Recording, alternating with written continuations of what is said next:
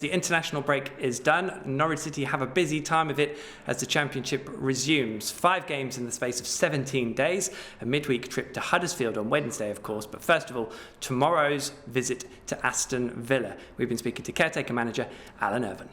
Alan, the table does look that it's doable for Norwich getting in the top 6, but there's a sort of peculiarity that you haven't beaten anyone above you in the league so far.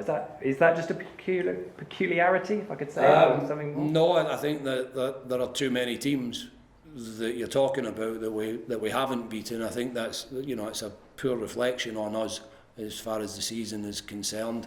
We have to change that, and clearly it's one of the things that gets mentioned when we're talking as a group. So we have to make sure that record, that statistic doesn't continue. So it's fair to say that that's being mentioned, it's a motivation from here on in, I guess. It's a point to prove, really, isn't it? It is certainly something that I'm happy to mention and keep on mentioning, because it's vitally important that we turn this around.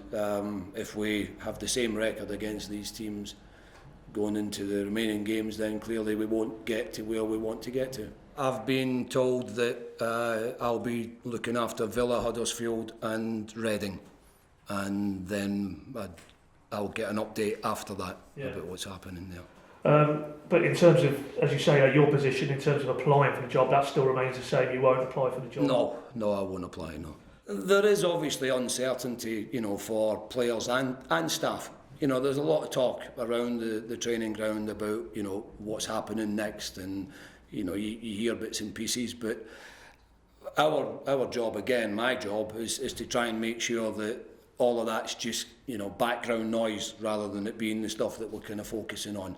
Of course, getting things sorted out is the sooner the better is good for everybody, because then all the speculation goes away and people know exactly where they are.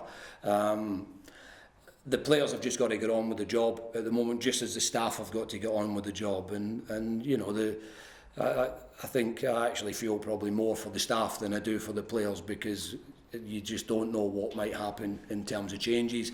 They're less likely to affect players than they are staff, as we know. Wes isn't ready yet. He will probably join in training on Monday. He was close, but he hasn't trained with the rest of the group yet. But as I say, the plan is, all being well over the weekend, that he will join in on Monday, and we'll assess him from there then. He's a really important player for us, obviously, and the last thing we want to do is rush him back, bring him back a little bit too early and cause a major problem that maybe kind of keeps him out for the rest of the season. We've got 7 games this month, and it's really important that Wes is available for selection for as many of those games as possible.